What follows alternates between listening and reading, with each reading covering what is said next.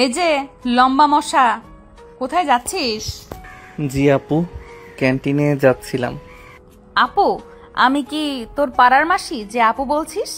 এখানে সবাই আমাকে ম্যাডাম বলে ডাকে, নাকি তোর কানে কম শুনিস? আকাশ থমকে দাঁড়ায়, ভয়ে তার গলা শুকিয়ে যায়। সে আস্তে করে ইস্যুর দিকে ঘুরে। ইস্যুর দলের অন্য মেয়েরা হেসে ওঠে। আকাশ আরো ঘাবড়ে যায়। Sorry madam. সরি বললে হবে? নতুন এসেছিস বুঝি? চেহারা দেখে তো মনে হচ্ছে দুধের শিশু। নাম কি তোর? আকাশ। কি শুনতে পাচ্ছি না, একটু জোর দিয়ে বল। নাকি তোর গলাতেও দুধ? আকাশ। ইস্যু আকাশের দিকে এগিয়ে এসে তার মুখের কাছে মুখ এনে বলে, আকাশ নাম তো খুব কাব্যিক, কিন্তু তোর চাল চলন দেখে তো মনে হচ্ছে মাটির নিচে কেঁচো। আকাশ কিছু বলতে পারে না, কেবল মাথা নিচু করে দাঁড়িয়ে থাকে। তার কপালে বিন্দু বিন্দু ঘাম জমতে শুরু করেছে। কলেজের মূল গেটে নতুন ইউনিফর্ম পরা জুনিয়র ছেলে দাঁড়িয়েছিল।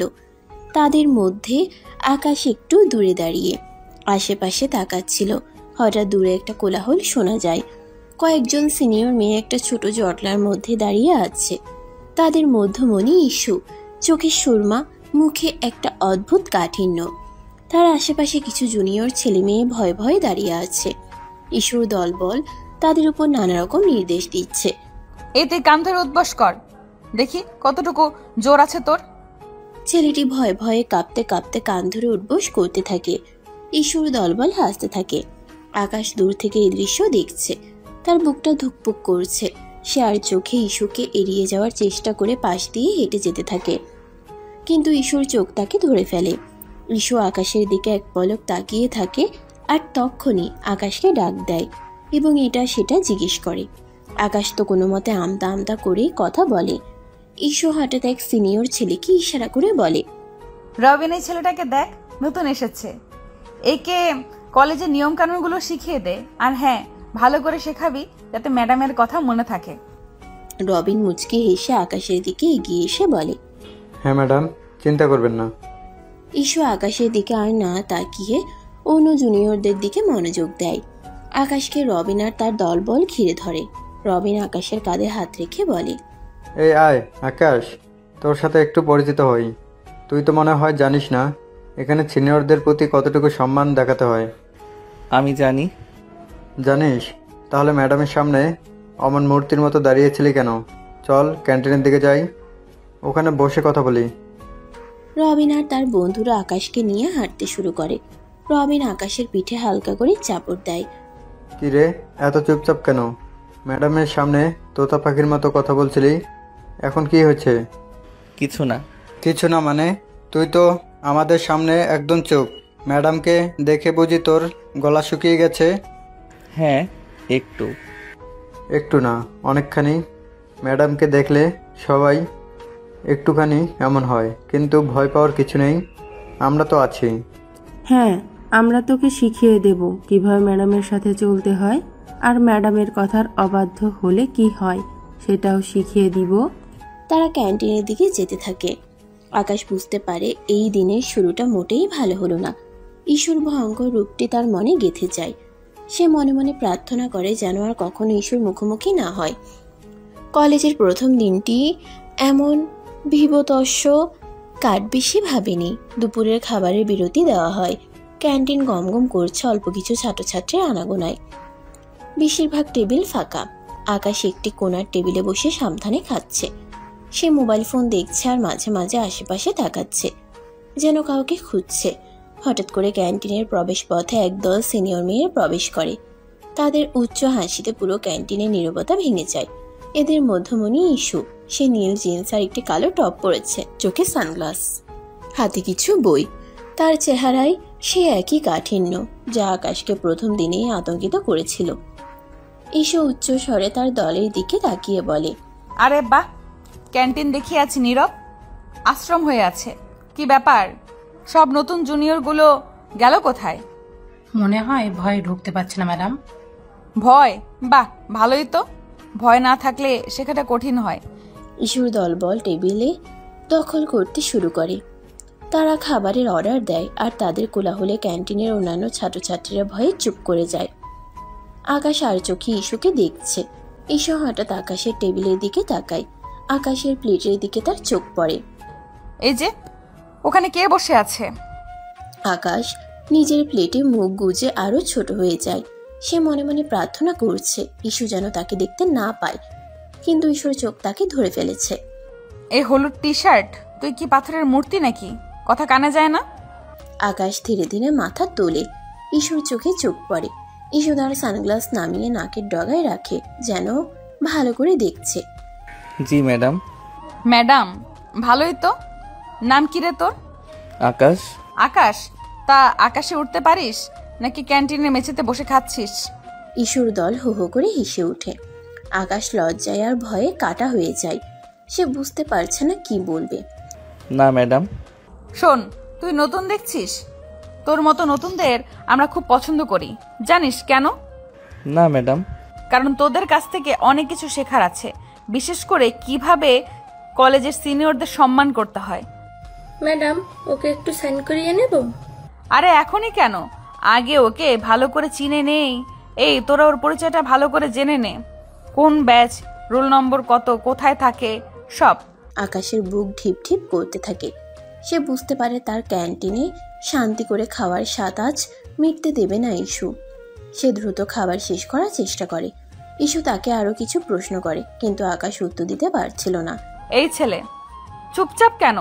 আমাদের কথা শুনতে পাস না নাকি তোর পেটে কিছু গেছে? না ম্যাডাম, আমি। থাক, আর বলতে হবে না। ঈশু আকাশের খাবারের প্লেটের দিকে তাকিয়ে বলে, প্লেটে কি রুটি খাচ্ছিস? রুটি তো পাখিরাও খায়। মাংস খাচ্ছিস না কেন? আকাশের প্লেটে সত্যি শুধু রুটি আর সবজি ছিল। সে আরো অপ্রস্তুত হয়ে পড়ে।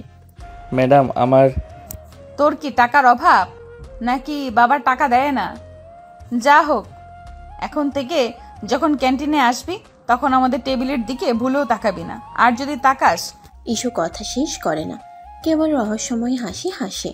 আকাশ ভয়ে দ্রুত খাবার শেষ করে ক্যান্টিন থেকে বেরিয়ে যায়। পরদিন বিকালে কলেজ অডিটোরিয়ামে সাংস্কৃতিক অনুষ্ঠানের একটি সন্ধ্যায় আকাশ উপস্থিত হয়। এই সময়গুলো আকাশের ভালোই লাগে, তবে সে নতুন তাই চুপচাপ দাঁড়িয়ে দেখে। কলেজ অডিটোরিয়াম দর্শকে পরিপূর্ণ। মঞ্চে বিভিন্ন সাংস্কৃতিক পরিবেশনা চলছে। আকাশ বন্ধুদের সাথে একটি কোণার সারিতে বসে আছে। সে বন্ধুদের সাথে নিচু স্বরে কথা বলছে। তার মন খুব একটা বসছে না। আর কতক্ষণ লাগবে রে? আমার তো ঘুম পাচ্ছে। আরে আর একটু দেখ, এর পরের আইটেমটা ভালো হতে পারে। হঠাৎ মঞ্চে আলো ঝলমল করে ওঠে। সঞ্চালিকা ঘোষণা করেন, এখন গান পরিবেশন করবে আমাদের কলেজের জনপ্রিয় শিল্পী ঈশু আপু। এই ঘোষণা শুনে পুরো অডিটোরিয়াম হাততালিতে ফেটে পড়ে। আকাশ চমকে ওঠে। ইস্যু, মঞ্চে আবার সেই ডেঞ্জারাস মেয়েটা। তার মনটা আবার শঙ্কায় ভরে ওঠে। সে ভয় পেয়ে যায়। ধুর বাবা, এ তো দেখি সব জায়গায় আছে, এখানেও শান্তি নেই। ঈশু মঞ্চে ওঠে। আজ সে শাড়ি পরেছে, মুখে হালকা মেকআপ, তার সানগ্লাস নেই। তার চেহারায় এক ভিন্ন স্নিগ্ধতা। সে মাইকের সামনে দাঁড়ায় আর মুহূর্তের মধ্যে অডিটোরিয়ামের কোলাহল কমে যায়। সবাইকে শুভ সন্ধ্যা। আশা করি আপনারা উপভোগ করছেন। আজ আমি একটি পুরনো দিনের গান গাইব। আকাশ অবাক হয়ে ঈশুকে দেখছে। এই ঈশু সেই ক্যান্টিনের ঈশু নাকি সে ভুল দেখছে? ঈশু গান শুরু করে। তার গলার স্বর শুনে আকাশ স্তম্ভিত হয়ে যায়। একটি অসাধারণ স্নিগ্ধ ও সুরেলা কণ্ঠ। গানটি ছিল একটি রোমান্টিক ধীরগতির গান। ঈশু গাইতে থাকে, আমারও পরানো যাহা চাই তুমি তাই। আকাশ মন্ত্রমুগ্ধের মতো ঈশুর দিকে তাকিয়ে থাকে। তার মুখ থেকে সব ভয় উধাও হয়ে যায়। সে যেন এক অন্য ঈশুকে দেখছে। তার মনে হতে থাকে এই মেয়েটা আসলে এতটাও ভয়ঙ্কর নয় যতটা সে ভেবেছিল। ঈশুর গান শুনতে শুনতে আকাশ যেন হারিয়ে যায়। তার চোখের সামনে ঈশুর করা মুখটা মিলিয়ে গিয়ে এক মিষ্টি মুখের ছবি ভেসে ওঠে। কি সুন্দর গলা, বিশ্বাসই হচ্ছে না এই মেয়েটা এত সুন্দর গান গাইতে পারে। গান শেষ হয়। অডিটোরিয়াম আবার করতালি আর চিৎকারে ফেটে পড়ে। ঈশু হাসি মুখে মাথা নিচু করে দর্শকদের ধন্যবাদ জানায়। আকাশ তখনও ঘর থেকে বের হতে পারেনি। বন্ধু আকাশের কাঁধে হাত রেখে বলে, কি রে, কি দেখছিস? ঈশু আপুর গান কেমন লাগলো? অসাধারণ। আমি ভাবিনি। কি ভাবিসনি? যে ঈশু আপু শুধু র্যাগিং করতে পারে? সে তো দারুণ গান গায়, কলেজের সেরা সিঙ্গারদের মধ্যে একজন। হ্যাঁ। আকাশ আবার ঈশুর দিকে তাকায়, যে তখনও মঞ্চে দাঁড়িয়ে আছে। তখনই আকাশের মনে ঈশুর সম্পর্কে একটা নতুন ধারণা জন্ম হয়। তার ভয়টা পুরোপুরি কাটেনি, কিন্তু তার জায়গায় এক ধরনের মুগ্ধতা আর বিস্ময় এসে জমা হয়। সে বুঝতে পারে ইস্যুর ভেতরের শিল্পী মনটা তার কঠোর বাইরের আবরণের থেকে অনেকটাই ভিন্ন। পরদিন করিডোরে আকাশ খুব দ্রুত হাঁটছে, চোখে সতর্ক দৃষ্টি। তার শরীরের প্রতিটি ভঙ্গি যেন বলছে সে কোনো বিপদ এড়িয়ে চলতে চাইছে। সে ঘড়ি দেখে তারপর দ্রুত করিডোরের কোণ দিয়ে ঘুরে যায়। দূর থেকে ইস্যু এবং তার বন্ধুদের উচ্চ কণ্ঠস্বর ভেসে আসে। আকাশ দ্রুত ক্লাসরুমের দিকে পা বাড়ায়, যেন সে অদৃশ্য হতে চায়। ইস্যু আসছে? আরে বাবা, আবার কেন? এই পাশেই বা কেন আসবে? এই মেয়েটা কি আমার পিছু নিয়েছে নাকি? ইস্যুর কণ্ঠস্বর আরো স্পষ্ট হয়, সে যেন আকাশের ঠিক পেছন পেছন আসছে। এই তোরা জানিস নতুন ওই ছেলেটা আকাশ কি বোকা, আমার সামনে তো একটা কথাও বলতে পারে না। আকাশ থমকে যায়। ইস্যু তার নাম জানে? সে কি তাকে নিয়েই কথা বলছে? তার গালে এক ঝলক রক্ত উঠে আসে। আকাশ দ্রুত একটি ফাঁকা ক্লাসরুমে ঢুকে পড়ে, যেন সে অদৃশ্য হতে চায়। ক্লাসরুমের দরজার ফাঁক দিয়ে সে উকি দেয়। ইস্যু আর তার দল করিডোর দিয়ে হেঁটে চলে যায়। ইস্যু একবারও ক্লাসরুমের দিকে তাকায় না, তার চোখে মুখে কোনো চিন্তার ছাপ নেই। সে যেন আকাশ নামের করার অস্তিত্বই জানে না। বাঁচা গেল। উফ, কি একটা পরিস্থিতি। কিছুক্ষণ পর আকাশ লাইব্রেরির দিকে যাচ্ছে, তার হাতে কিছু বই। সে খুব সাবধানে পা ফেলছে, যেন সে কোনো মাইন ফিল্ডের উপর দিয়ে হাঁটছে। লাইব্রেরির দরজার কাছাকাছি এসে সে দেখে ইস্যু লাইব্রেরির ভেতরে একটি টেবিলে বসে বই পড়ছে। তার পাশে তার দু একজন বন্ধুও আছে। তারা নিচু স্বরে কথা বলছে। ইস্যু বেশ শান্তভাবে বই দেখছে, যা আকাশের কাছে একটি বিরল দৃশ্য। তার চুলগুলো খোলা, কপালের চুলগুলো কানের পেছনে গুজে দেওয়া। ইস্যু লাইব্রেরিতেও? বাবারে বাবা, এই মেয়েটা কি সব জায়গায় থাকবে নাকি? আমি কেন শুধু ওকে দেখলেই এমন হয়ে যাই? আকাশ দ্রুত গতিপথ পরিবর্তন করে। সে লাইব্রেরিতে না ঢুকে উল্টো পথে হাঁটা শুরু করে, আর তার দরকারি বইটা না নিয়ে এসে ফিরে যায়। সে মনে মনে ভাবে, আজ আর বই দরকার নেই। ইস্যু না থাকলে কাল দেখা যাবে। আজ আর লাইব্রেরি না, কাল দেখা যাবে। ইস্যুর আশেপাশে থাকা মানেই বিপদ। ওর সামনে পড়লেই কিছু না কিছু একটা করবেই। পরের দিন কলেজ মাঠে দুপুরের পরে কিছু ছেলে ক্রিকেট খেলছে। আকাশ দূর থেকে খেলা দেখছে। সে কিছুটা স্বস্তিতে ছিল, কারণ ইস্যুকে সে গত 1 ঘন্টা দেখেনি। হঠাৎ সে দেখতে পায় ইস্যু তার বন্ধুদের সাথে মাঠের পাশ দিয়ে হেঁটে যাচ্ছে। সে বন্ধুদের সাথে হাসতে হাসতে কথা বলতে বলতে যাচ্ছে। আকাশ দ্রুত একটি গাছের আড়ালে নিজেকে লুকিয়ে ফেলে। তার হৃদয় স্পন্দন বেড়ে যায়। এই রে ইস্যু, আজ তো খেলার মাঠেও স্বস্তি নেই। কখন যে সামনে পড়ে যাব, ওরা কি আমাকে দেখতে পাবে? ইস্যু মাঠ পার হয়ে যায়। সে আকাশকে দেখতে পায় না। তার চোখে মুখে কোনো উত্তেজনা বা ভয়ের ছাপ নেই। আকাশ গাছ থেকে বেরিয়ে আসে, তার কপালে ঘাম জমেছে। সে যেন কোনো মিশন সফল করে এসেছে। আরেকটা দিন বাঁচলাম। এই মেয়েটাকে এড়িয়ে চলতে গিয়ে আমি তো পাগল হয়ে যাব। সন্ধ্যায় আকাশ ক্লান্ত হয়ে নিজের বাসায় ফেরে। তার শরীর অবসন্ন, কিন্তু তার মনে এক অদ্ভুত স্বস্তি। সে ঘরের দরজা বন্ধ করে সোফায় ধপ করে বসে পড়ে। তার সারাদিনের টেনশন যেন এক মুহূর্তে কেটে যায়। সে স্বস্তির নিঃশ্বাস ফেলে, যেন সে কোনো কঠিন যুদ্ধ জয় করে এসেছে। আকাশ নিজের মনে হাসতে হাসতে বলে, আহা শান্তি, অবশেষে বাসায়। এই তো আমার নিরাপদ আশ্রয়। আকাশ নিজের মনেই হাসে। সে তার টিফিন বক্সটা টেবিলে রাখে আর ওয়াশরুমে গিয়ে হাত মুখ ধোয়। তার মনে হয় আজকের দিনটা যেন 1 শতাব্দীর মতো দীর্ঘ ছিল। আজকের দিনটা কোনো মতে পার হলো। সকালে র্যাগিং, ক্যান্টিনে তার সামনে পড়া, আর সারা দিন তাকে এড়িয়ে চলা। বাবারে বাবা, এর থেকে তো পড়াশোনা করা অনেক সোজা। সে চোখ বন্ধ করে ইস্যুর মুখটা কল্পনা করে, সেই কড়া চোখের চাহনি আর তার তীক্ষ্ণ কণ্ঠস্বর। তার মন আবার শিউরে ওঠে। তার মনে হয় ইস্যু যেন এক চলন্ত বিপদ। না না, এই মেয়েকে আমি সবসময় এড়িয়ে চলবো, যেভাবেই হোক। এর আশেপাশেও যাব না। আমার কলেজের জীবনটা শান্তিতে কাটাতে চাই। আকাশ বিছানায় শুয়ে পড়ে। সারাদিনের ক্লান্তি তাকে গ্রাস করে। তার মনে ইস্যুর সেই ভয়ঙ্কর রূপটি যেন আরো গাঢ় হয়ে গেঁথে যায়। সে জানে এই কলেজে তার সবচেয়ে বড় চ্যালেঞ্জ ইস্যুকে এড়িয়ে চলা আর তার সামনে না পড়া। ইস্যু মানেই তার কাছে এক অজানা আতঙ্ক। কলেজের করিডোরে আকাশকে দেখা যায়। সে দ্রুত হাঁটছে, তার কাঁধে ব্যাগ, চোখে তখনও সেই সতর্ক দৃষ্টি। প্রথম কদিনে হওয়া ঘটনাবলীর পর থেকে আকাশ যেন ইস্যুকে এড়িয়েই চলছে। সে ক্লাসের সময় ছাড়া অন্য সময়গুলোতে খুব বেশি কলেজে থাকে না।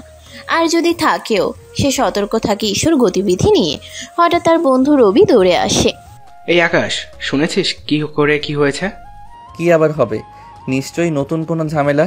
ইস্যু আপু কিছু করেছে? আরে না, ইস্যু আপু কিছু করেনি। আমাদের নতুন গ্রুপ প্রজেক্টের কথা শুনিসনি? হ্যাঁ শুনেছি, কিন্তু তাতে কি? তাতে কি মানে? জানিস আমাদের গ্রুপে কারা পড়েছে? আমি জানি না, আর জানতেও চাই না।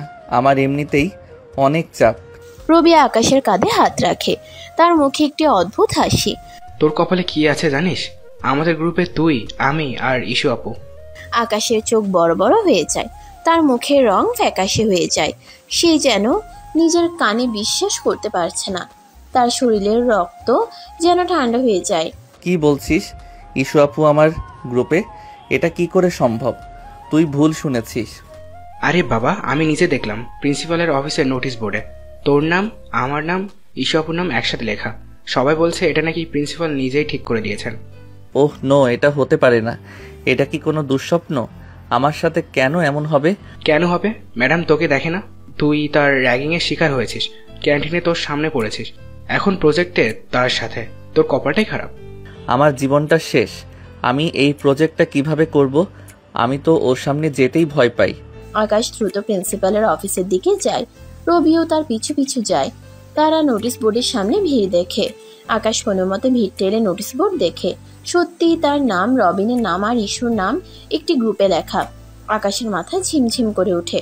এটা কি হলো রে? আমি এটা মানি না। আমি প্রিন্সিপালের সাথে কথা বলবো। আরে পাগলামি করিস না, প্রিন্সিপালের সিদ্ধান্ত। কিছু বলতে যাবি তো আরো বিপদে পড়বি। আকাশ তাও প্রিন্সিপালের অফিসের দিকে পা বাড়ায়।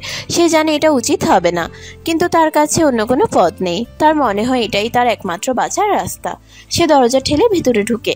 প্রিন্সিপাল জনাব রহমান তার চেয়ারে বসে কিছু ফাইল দেখছেন। ইস্যুও প্রিন্সিপালের সামনে দাঁড়িয়ে আছে, তার মুখে বিরক্তি স্পষ্ট। স্যার, আমি কি আসতে পারি? হ্যাঁ আকাশ, এসো। কি ব্যাপার? স্যার, আমি আসলে প্রজেক্টের গ্রুপ লিস্টটা দেখছিলাম। আমার গ্রুপে ইস্যু আপু। হ্যাঁ জানি, আমি তোমাদের গ্রুপটা তৈরি করেছি। কেন, কোনো সমস্যা? না স্যার, মানে আমরা কি গ্রুপটা পরিবর্তন করতে পারি আমার অন্য বন্ধুদের সাথে কাজ করলে? স্যার, ও মনে হয় আমার সাথে কাজ করতে চায় না। কিরে, তোকে কি আমি চিবিয়ে খাবো নাকি? এত ভয় কিসের? না ম্যাডাম, মানে। চুপ করো তোমরা। আকাশ, তোমার মেধা সম্পর্কে আমি জানি।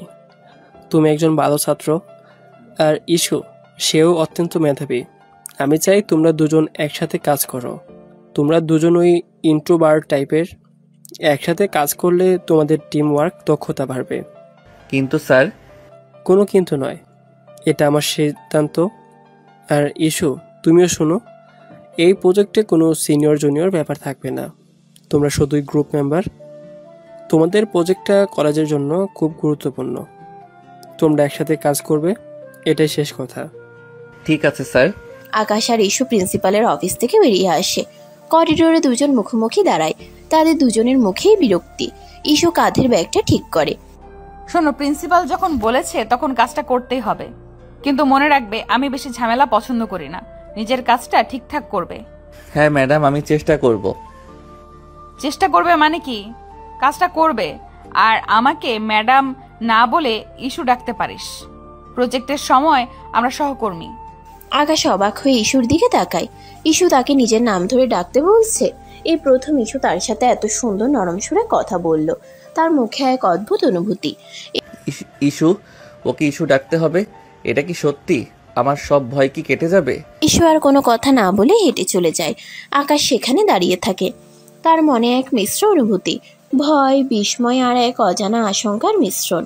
নিয়তি তাদের দুজনকে এমন এক অদ্ভুত সম্পর্কে বেঁধে দিয়েছে, যা আকাশ কখনো কল্পনাও করেনি। পরের দিন কলেজের লাইব্রেরির একটি কোনায় আকাশ বই আর ল্যাপটপ নিয়ে ব্যস্ত। টেবিলে অন্য প্রান্তে ইস্যু বসে আছে, তার সামনেও বই আর নোট খাতা।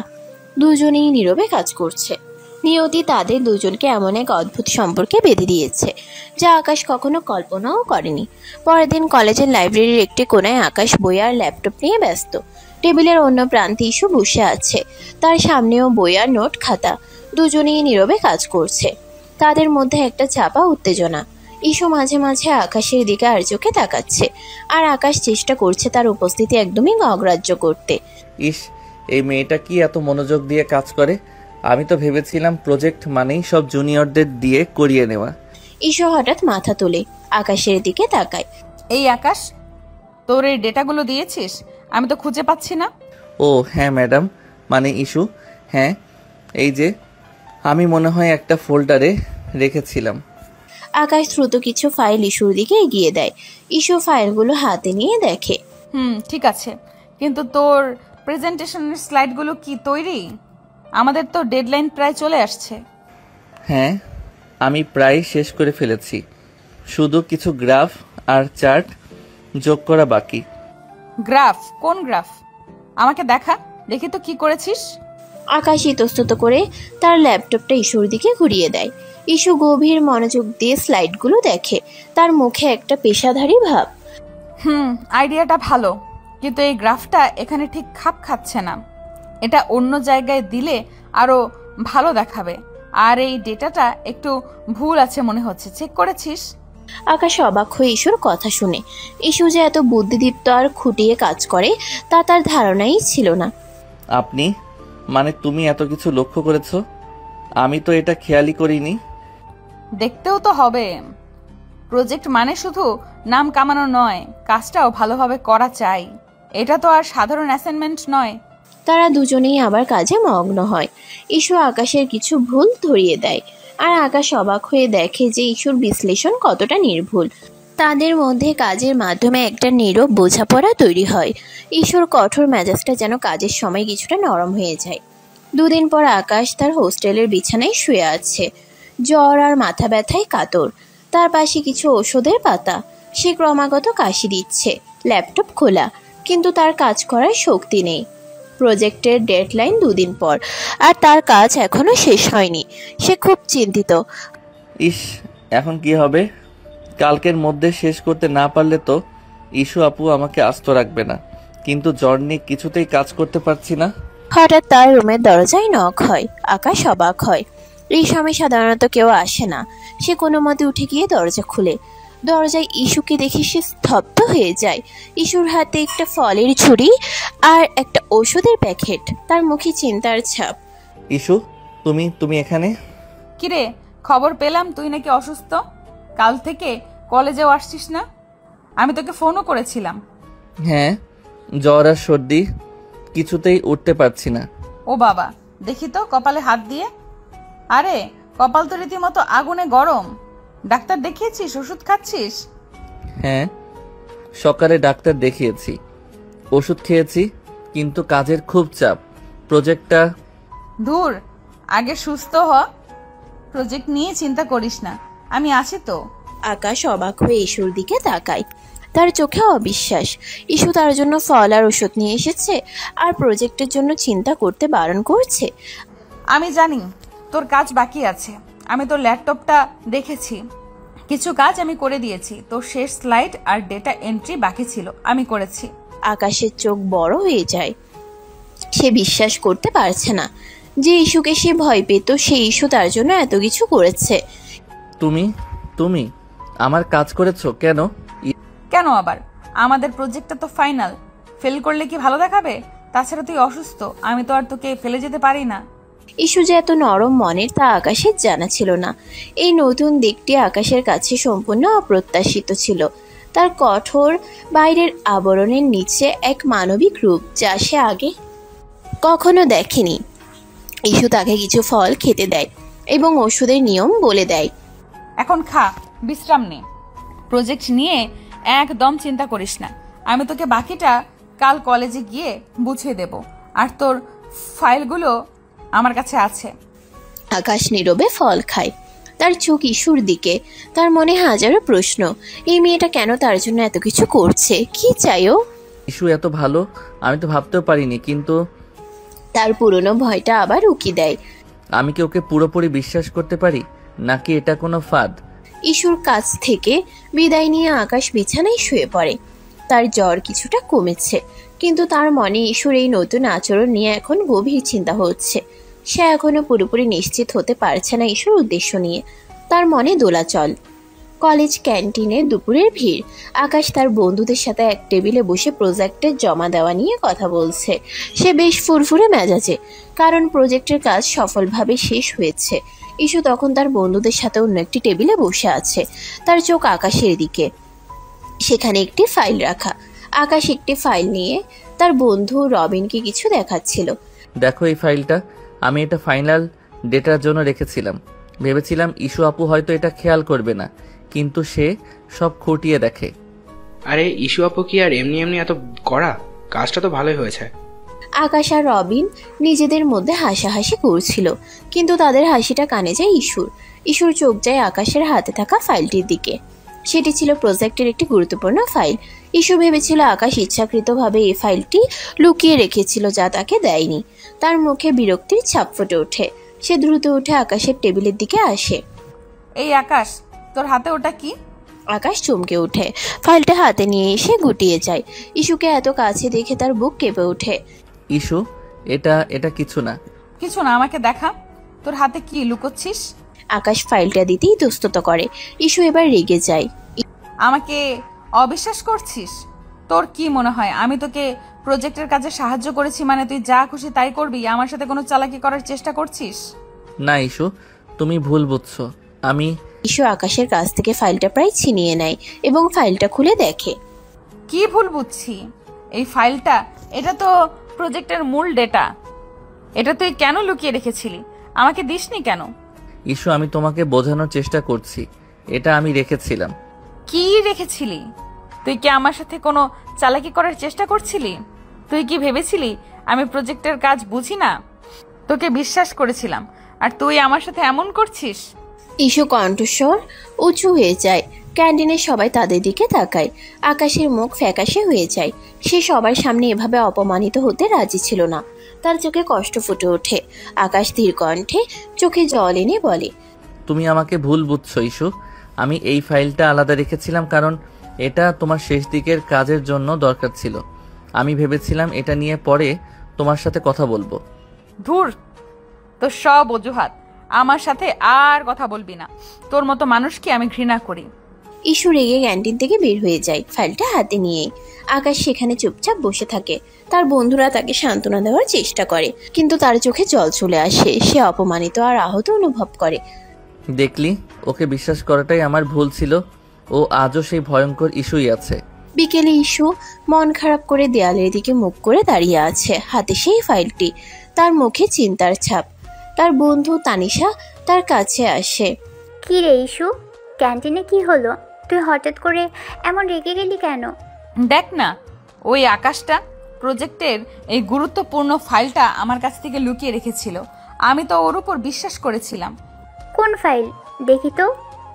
ও এটা তো সেই অতিরিক্ত ডেটা যেটা প্রজেক্টের শেষে যোগ করার কথা ছিল। আকাশ আমাকে কালকেই বলেছিল যে সে এটা তোর জন্য আলাদা করে রেখেছে, যাতে তুই শেষ মুহূর্তে কাজটা করতে পারিস। সে তোকে চমকে দিতে চেয়েছিল। তানিশার কথা শুনে ইস্যু চমকে ওঠে। তার হাত থেকে ফাইলটা পড়ে যায়। তার মুখটা ফ্যাকাশে হয়ে যায়। সে দ্রুত ফাইলটা তুলে নেয়। কি বলছিস? আকাশ আমাকে চমকে দিতে চেয়েছিল? আমি ওকে ভুল বুঝেছি? হ্যাঁ, ও তোকে কত বিশ্বাস করে। তোর অসুস্থতার সময় প্রজেক্টের কাজ করে দিলি।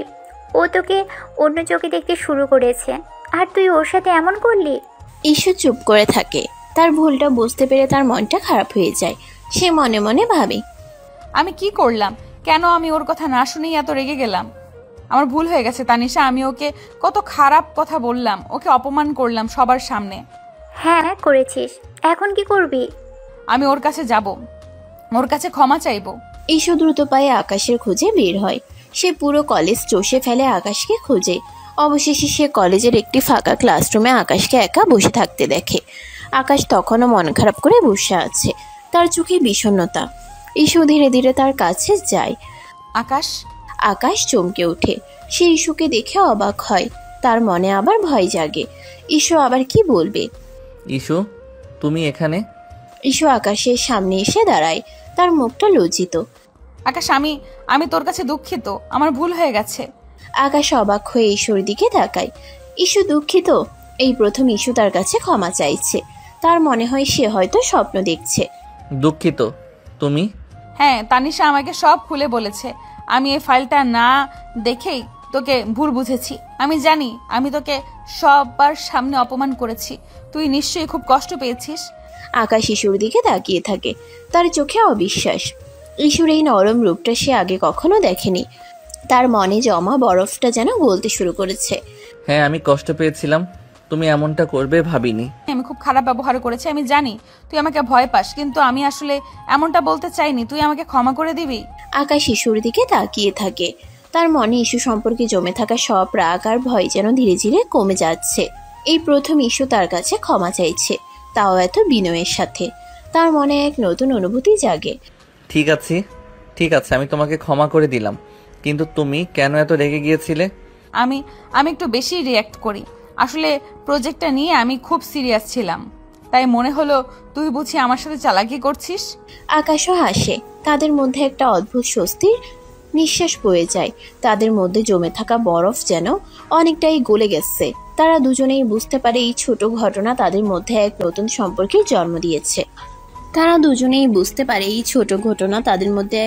সম্পর্কের জন্ম দিয়েছে। একটি অদ্ভুত বন্ধুত্ব তৈরি হতে থাকে। ইস্যুর বাইরের কঠোর খোলসের আড়ালে একটি সুন্দর মন আছে। ও তো আসলে খারাপ না, কিন্তু ভয় পুরোপুরি কাটে না, কারণ ইস্যুর ডেঞ্জারাস উপাধিটা কলেজের সবার কাছে স্পষ্ট। ওকে বিশ্বাস করতে এখনো কিছুটা সময় লাগবে। ইস্যু আকাশের দিকে তাকিয়ে হাসে। আকাশও হাসে। তাদের মধ্যে যেন একটা নীরব সম্পর্ক হয়, যেখানে তাদের সম্পর্ক আর শুধু সিনিয়র জুনিয়রের ভয়ঙ্কর সম্পর্ক থাকবে না, হয়তো নতুন কিছুতে রূপ নেবে। পরদিন আকাশ তার বন্ধুদের সাথে গল্প করছে। সে অনেক বেশি স্বাচ্ছন্দ্য। হঠাৎ তার চোখ যায় ক্যান্টিনের প্রবেশ পথে। ইস্যু ঢুকছে একা, তার হাতে একটি বই। সে অন্যদিনের মতো তার দলবল নিয়ে আসেনি। ইস্যু আকাশের টেবিলের দিকে তাকায়। আগে হলে আকাশ দ্রুত চোখ সরিয়ে নিত, কিন্তু আজ সে ইস্যুর দিকে তাকিয়ে থাকে। ইস্যু হালকা হাসে, যা আকাশের কাছে সম্পূর্ণ নতুন। সে ইস্যুর এই রূপ দেখেনি আগে। সেও প্রতি উত্তরে হাসে। ইস্যু একা আর হাসছে, বিশ্বাসই হচ্ছে না। এই প্রথম ওকে আমি একা দেখলাম, আর হাসিটাও কি মিষ্টি। ইস্যু তার জন্য একটা কফি নিয়ে আকাশের টেবিলের কাছে আসে। তার মুখে সামান্য দ্বিধা। আকাশ, এখানে বসতে পারি? অন্য টেবিলগুলো একটু নোংরা। হ্যাঁ, অবশ্যই, বসো। ইস্যু আকাশের উল্টো দিকের চেয়ারে বসে। তাদের মাঝে একটা নীরবতা। কি খবর? পড়াশোনা কেমন চলছে? ভালোই চলছে, তোমার কেমন চলছে? বাহ, আমাকে জিজ্ঞেস করছো? আমারও ভালো। আসলে আর তোমার সাথে প্রজেক্টের কাজ করে বেশ ভালো লেগেছে। আকাশ অবাক হয়ে ইস্যুর দিকে তাকায়। ইস্যু তার সাথে এত সহজভাবে কথা বলছে। তুই তোকারি করছে না, তুমি করে বলছে। ইস্যু আকাশের দিকে তাকিয়ে হালকা হাসে। তাদের চোখাচোখি হয়। এক ঝলকের জন্য তাদের মধ্যে অন্যরকম এক অনুভূতি খেলে যায়। ইস্যু এভাবে তাকাচ্ছে কেন হঠাৎ? ওর কি আমাকে ভালো লাগতে শুরু করেছে? না, ধুর, কিসব ভাবি।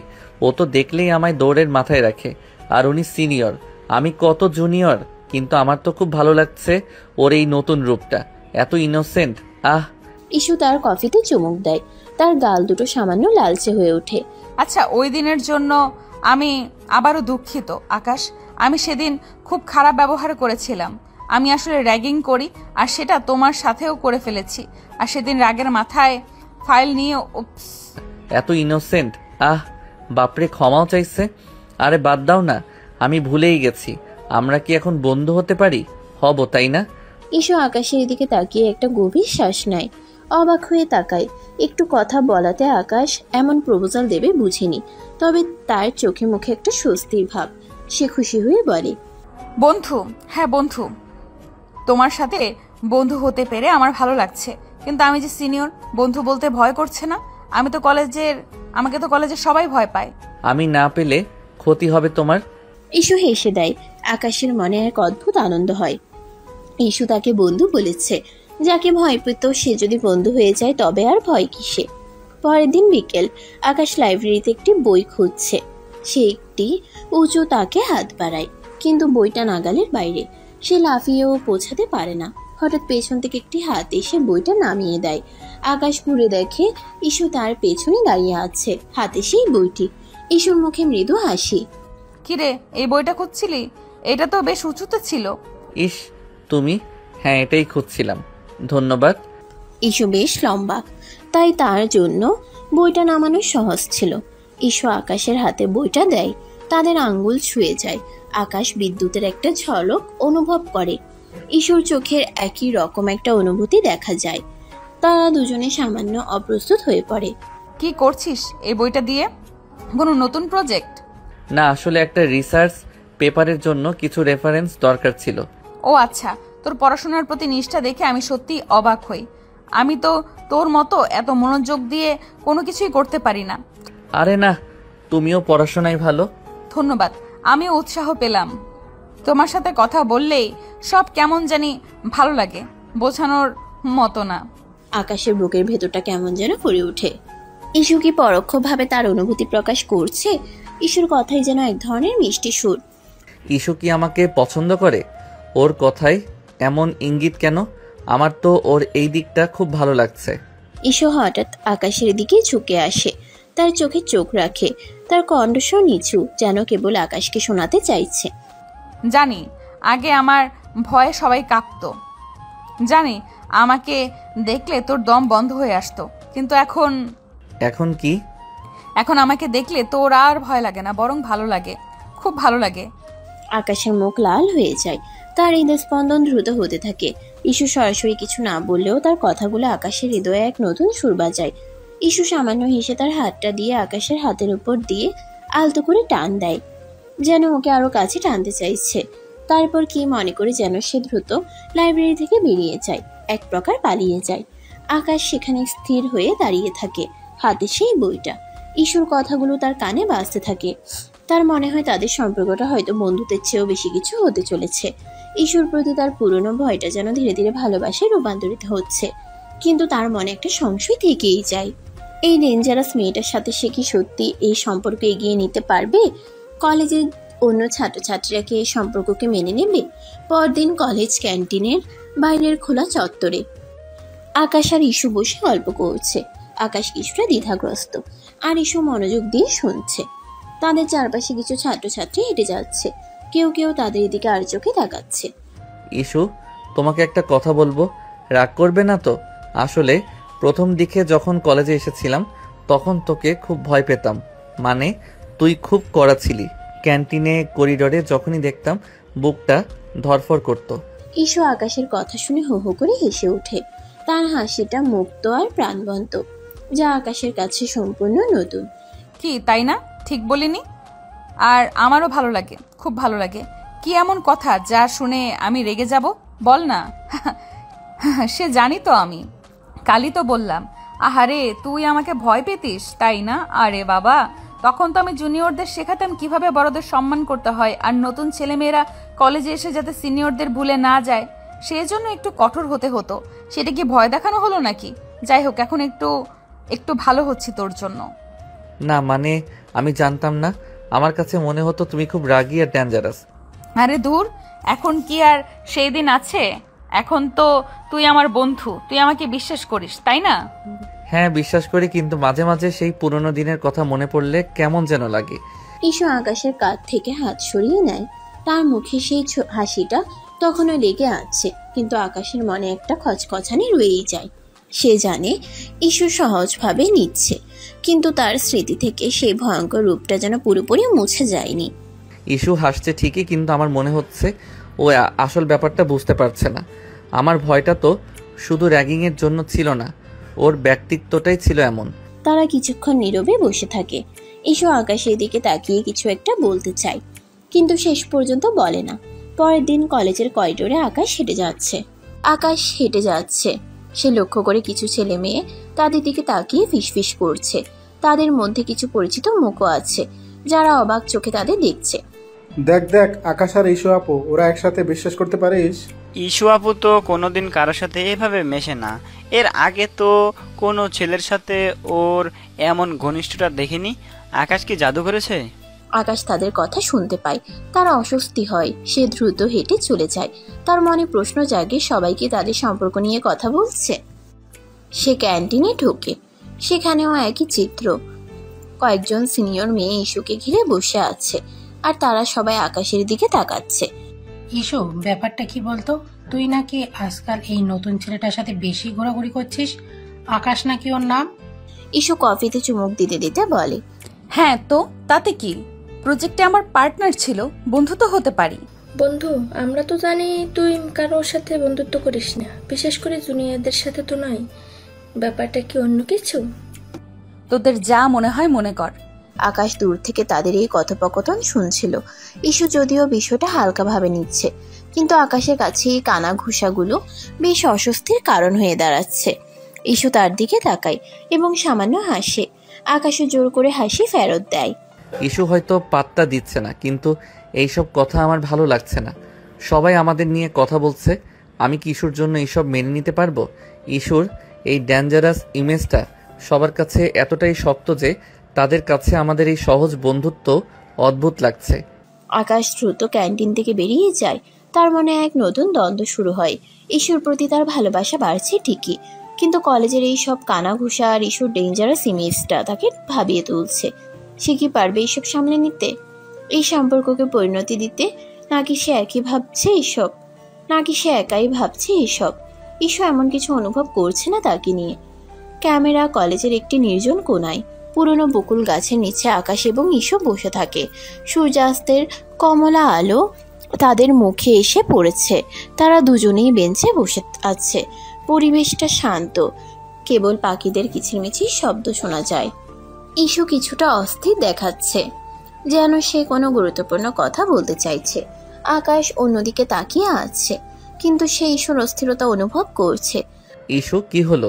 খুব চুপচাপ লাগছে তোমাকে, কিছু বলবে? হ্যাঁ আকাশ, তোকে কিছু বলার ছিল। অনেকদিন ধরে ভাবছি, কিন্তু বলতে সাহস পাচ্ছিলাম না।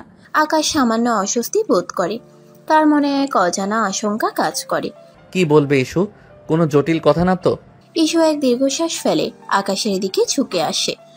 আকাশ, তুই জানিস প্রথম দিকে যখন তুই কলেজে এসেছিলি তখন তোকে আমি... ইস্যু থেমে যায়, তার মুখ লাল হয়ে ওঠে। আসলে তোকে আমি অনেক জ্বালিয়েছি। সবাই বলতো আমি ডেঞ্জারাস, রাগী, আর তুইও আমাকে খুব ভয় পেতিস, তাই না? হ্যাঁ, সত্যি বলতে কি খুব ভয় পেতাম। ক্যান্টিনে, করিডোরে তোমাকে দেখলে আমার বুকটা ধরফর করত। ইস্যু আকাশের হাতটা আলতো করে ছুঁয়ে দেয়। আমি জানি, আর আমার খারাপ লাগতো যে তুই আমাকে ভয় পাস, কিন্তু এখন... ইস্যু আকাশের হাতটা শক্ত করে ধরে। আকাশের বুকটা ধুকপুক করে ওঠে। তার মনে এক অদ্ভুত অনুভূতি। এখন আমি জানি তুই আমাকে ভয় পাস, তোর মনে আমার জন্য একটা ভয় কাজ করে, কিন্তু আমি তোকে... ইস্যু কথা শেষ করতে পারে না। তার চোখ আকাশে আটকে থাকে। তার মুখে এক গভীর আবেগ ফুটে ওঠে। ইস্যুর এই নীরব স্বীকারোক্তি আকাশের কানে যেন বাজতে থাকে। তার পুরনো দিনের সেই ভয়ঙ্কর ইস্যুর ছবিটা মুহূর্তেই তার চোখের সামনে ভেসে ওঠে। তার হাতটা ঠান্ডা হয়ে আসে। ইস্যুর হাত তার হাতের উপর থাকা সত্ত্বেও আকাশের মনে সেই পুরনো দিনের ভয়ের রেশ ফিরে আসে। তার মনে হয় এই ইস্যু কি সেই ইস্যু যাকে সে আগে ভয় পেত? ইস্যু কি বলতে চাইছে? ও কি আমাকে ভালোবাসে? কিন্তু এই ডেঞ্জারাস মেয়েকে আমি কি সত্যি ভালোবাসতে পারবো? সবার কথা ওর অতীত। আকাশ থমকে যায়। তার পুরনো ভয়টা যেন আবার ফিরে আসে। তাকে চারপাশ থেকে ঘিরে ধরে। সে ইস্যুর চোখের দিকে তাকাতে পারছে না। তার মনে এক মিশ্র অনুভূতি, ইস্যুর প্রতি টান আর তার পুরনো ভয়। আকাশ নিজেকে বোঝানোর চেষ্টা করে। ইস্যু এখন বদলে গেছে। সে এখন শুধুই একটা নরম মনের মেয়ে, মিষ্টি একটা মেয়ে, আগের মতো কঠিন নয়। সে আমার জন্য এত কিছু করেছে, কিন্তু এই ভয়টা। ইস্যু আকাশের নীরবতা দেখে কিছুটা বিচলিত হয়। সে বুঝতে পারে আকাশ দ্বিধায় ভুগছে। কি হলো আকাশ, তুই কিছু বলছিস না কেন? আকাশ কোনো উত্তর দিতে পারে না। ইস্যু আকাশের নীরবতা দেখে কিছুটা বিচলিত হয়। সে বুঝতে পারে আকাশ দ্বিধায় ভুগছে। আকাশ কোনো উত্তর দিতে পারে না। সে শুধু ইস্যুর দিকে তাকিয়ে থাকে। তার মনে হাজারো প্রশ্ন। সে জানে না এই সম্পর্কের পরিণতি কি হবে। আকাশ কোনো উত্তর দিতে পারে না। সে শুধু ইস্যুর দিকে তাকিয়ে থাকে। তার মনে হাজারো প্রশ্ন। সে জানে না এই প্রশ্নের পরিণতি কি হবে। ইস্যুর প্রতি তার টান বাড়লেও তার পুরনো দিনের ভয় তাকে কুড়ে কুড়ে খাচ্ছিল। তার মনে সংশয় জাগে, সে কি পারবে এই ডেঞ্জারাস মেয়েকে তার জীবনসঙ্গিনী হিসেবে মেনে নিতে? সূর্য অস্ত যায়। চারিদিকে অন্ধকার নেমে আসে। তাদের সম্পর্কের অনিশ্চয়তা যেন এই অন্ধকারের মতোই গভীর হয়ে ওঠে। আকাশ কিছু বলে না। ইস্যুর হাত থেকে নিজের হাতটা ছুটিয়ে হনহন করে হেঁটে যেতে থাকে। ইস্যু সেখানেই বসে থাকে, ওর চোখ বেয়ে পানি পড়তে থাকে। রাতে আকাশ তার বাবার পাশে বসে খবরের কাগজ পড়ছে, কিন্তু মনোযোগ মোটেই কাগজে নেই। তার মা ফরিদা বেগম এবং খালা রেহানা বেগম সোফায় বসে গল্প করছেন। তাদের আলোচনার বিষয়বস্তু স্পষ্ট, আকাশের বিয়ে। আকাশের বাবা হাসান সাহেব একজন সরকারি কর্মকর্তা, বেশ গম্ভীর প্রকৃতির। তার মা এবং খালা দুজনেই প্রথাগত ধ্যান ধারণার মানুষ। ফরিদা বেগম তার বোনের দিকে তাকায়। রেহেনা, দেখ তো এই মেয়েটার ছবিটা কেমন। গত সপ্তাহে দেখতে গিয়েছিলাম, তোর কি মনে হয় আকাশের জন্য কেমন হবে? দেখতে তো মন্দ না, লম্বা ফর্সা, কিন্তু গায়ের রং একটু চাপা না, আর কেমন যেন চুপচাপ মনে হচ্ছে। আমাদের আকাশের মতো ছেলের জন্য তো আরো চঞ্চল সুন্দরী মেয়ে চাই। আমিও তাই ভাবছিলাম। আকাশেরও তো একটা পছন্দ আছে নাকি? ওর মতামতটা জেনে নিতে হবে। আকাশের বুকটা ধুকপুক করে ওঠে। সে খবরের কাগজ থেকে চোখ তুলে মা আর খালার দিকে তাকায়। তার মনে হয় যেন সে কোনো অদৃশ্য ফাঁদে আটকা পড়ছে। ইস্যুর কথা তার মনে পড়ে। ইস্যুকে সে তার পরিবারের সামনে কিভাবে পরিচয় করাবে তা ভেবে পায় না। তার মাথায় হাজারো প্রশ্ন ঘুরপাক খাচ্ছে। ইস্যুর ডেঞ্জারাস ইমেজ, তাদের বয়সের পার্থক্য, ইস্যুর স্বাধীন চেতা মনোভাব। তার মনে হয় তার পরিবার কিছুতেই ইস্যুকে মেনে নেবে না। ইস্যু, আমি তোমাকে কিভাবে বলবো? আমার মা বাবা কি তোমাকে মেনে নেবে? তোমার কলেজের সেই পরিচিতি, তোমার দৃঢ় ব্যক্তিত্ব, তোমার চপল কথাবার্তা আর এমন অ্যাটিটিউড, ওরা কি বুঝবে যে তুমি কতটা ভালো? আজকালকার ছেলে মেয়েদের পছন্দ বলে কিছুই নেই। আমাদের সময় মা বাবারা যা ঠিক করতেন সেটাই মানতে হতো, আর এতেই ভালো হতো। নিজের পছন্দ বলে এখন শুধু সমস্যা তৈরি হয়। তোর বাবা ঠিকই বলেছেন আকাশ, আমরা তো তোর ভালোর জন্যই বলছি। এবার ফাইনাল ইয়ার, এরপর তো চাকরি বাকরি, তার আগে একটা ভালো ঘরে বিয়েটা হয়ে গেলে চাপ কমবে। হ্যাঁ মা, আমি জানি। দেখিস আকাশ, তোর জন্য কত ভালো ভালো সম্বন্ধ আসছে। সরকারি চাকরিজীবীর মেয়ে, এমনিতে দেখতে শুনতে ভালো, আমাদের বংশের নাম যশ তো আছেই। এমন সুযোগ কিন্তু বারবার আসে না। আকাশ অস্বস্তিতে ভোগে। সে নিজের ঘরে চলে যেতে চায়, কিন্তু পারে না। তার মনে হয় যেন সে অদৃশ্য শিকলে বাঁধা। আমি কি করে এদের ইস্যুর কথা বলি? আমি জানি ওরা শুনতেও চাইবে না। ইস্যুকে আমি কিভাবে বোঝাবো যে আমি কি পরিস্থিতির মধ্যে আছি? একটু পর ফরিদা বেগম আকাশের পড়ার ঘরে আসেন। আকাশ তখন বই পড়ার ভান করছে। কিরে আকাশ, এত চুপচাপ কেন? তোর জন্য মেয়ে দেখছি, তাতে তোর কোনো মতামত নেই? না মা, তোমাদের যেটা ভালো মনে হয়। এভাবে বললে হবে? তোর ভবিষ্যৎ, আমাদেরও তো একটা দায়িত্ব আছে, তাই না? আমরা চাই একটা শান্ত ভদ্র মেয়ে আসুক ঘরে, যে ঘর সামলাবে, তোর পাশে থাকবে। তোর কি কাউকে পছন্দ? আকাশ এই প্রশ্নটার জন্য প্রস্তুত ছিল না। তার বুক ধরফর করে ওঠে। ইস্যুর মুখটা তার চোখের সামনে ভেসে ওঠে। ইস্যু কি শান্ত আর ভদ্র? ইস্যু কি শুধু ঘর সামলাবে? আকাশ জানে ইস্যু অনেক আত্মবিশ্বাসী এবং স্বাধীন চেতা। এই মুহূর্তে ইস্যুর কথা বললে তার মা কেমন প্রতিক্রিয়া দেখাবেন তা ভেবেই তার শরীর হেম হয়ে আসে। না মা, আমার কাউকে পছন্দ না, তোমরা যেটা ঠিক মনে করো। সত্যি বলছিস? এমন কিছু লুকিয়ে রাখিস না তো? আজকালকার ছেলেমেয়েরা কত কি লুকিয়ে রাখে। না মা, একদম না। আমি শুধু চাই তোমাদের পছন্দের মেয়ে। ফরিদা বেগম কিছুক্ষণ আকাশের দিকে তাকিয়ে থাকেন, যেন তার কথা যাচাই করছেন। তারপর তিনি সন্তুষ্ট হয়ে উঠে যান। আকাশ দীর্ঘশ্বাস ফেলে। সে জানে সে তার মায়ের কাছে মিথ্যা বলেছে। এই মিথ্যাটা তাকে ভেতরে ভেতরে কুড়ে কুড়ে খাচ্ছিল। ঈশ্বর প্রতি তার ভালোবাসা একদিকে, আর পরিবারের প্রত্যাশা অন্যদিকে। এই দ্বন্দ্ব তাকে অসহায় করে তোলে। সে নিজের হাত দুটো মুঠো করে ধরে। আমি কি ঈশ্বরকে ভালোবাসতে পারবো? যদি বাসিও, পরিবার কি মেনে নেবে? আমি ঈশ্বরকে হারাবো নাকি পরিবারকে? পরদিন কলেজ ক্যান্টিনে ইস্যু এবং আকাশ একটি টেবিলে বসে আছে। ইস্যুকে বেশ চিন্তিত দেখাচ্ছে। আকাশ তার প্লেটের দিকে তাকিয়ে খাবার খাচ্ছে, আর মাঝে মাঝে আর চোখে ইস্যুকে দেখছে। তাদের মধ্যে একটা চাপা নীরবতা। ইস্যু কয়েকবার আকাশের সাথে কথা বলার চেষ্টা করেও ব্যর্থ হয়। আকাশ, আজকাল তোকে কেমন যেন অন্যরকম লাগছে। আমার সাথে কথা বলছিস না কেন? কিছু হয়েছে? না, কিছু না, কাজের চাপ একটু বেশি। কাজের চাপ নাকি অন্য কিছু? তুই কি আমাকে এড়িয়ে যাচ্ছিস? সেদিন আমি যখন তোকে মনের কথা বলতে চাইছিলাম, তখন তুই চুপ করে গেছিলি। তারপর থেকে তুই কেমন যেন হয়ে গেছিস। আকাশ অস্বস্তিতে ভোগে। সে জানে ইস্যু ঠিকই ধরেছে। তার মনে পড়ে তার পরিবারের কথা, বিয়ের আলোচনার কথা। সে ইস্যুকে এই মুহূর্তে কিছু বলতে পারছে না। আরে না ইস্যু, এমন কিছু না, তুই যা ভাবছো তা নয়। আমি জানি কি ভাবছি, আমি বুঝতে পারছি। তুই আমাকে তোর পরিবারের কাছে প্রকাশ করতে ভয় পাচ্ছিস। তুই ভাবছিস তোর পরিবার আমাকে মেনে নেবে না, তাই না? আকাশ চমকে ইস্যুর দিকে তাকায়। ইস্যু কিভাবে এত কিছু বুঝতে পারলো? তার মুখটা ফ্যাকাশে হয়ে যায়। কি বলছো ইস্যু? এসব কিসের কথা? আমি কেন ভয় পাবো? আমার পরিবার কেন তোমাকে মেনে নেবে না? আমার কলেজের ইমেজটার জন্য, তাই না? আমার এই ডোন্ট কেয়ার টাইপ চলাফেরার জন্য তোর পরিবারের কাছে আমি সেই ডেঞ্জারাস সিনিয়র মেয়েটা। তুই আমাকে ভালোবাসিস, তুই হয়তো এখনো নিজেকে বোঝাতে পারছিস না, আমার সাথে স্বীকার করছিস না। আকাশ চুপ করে যায়।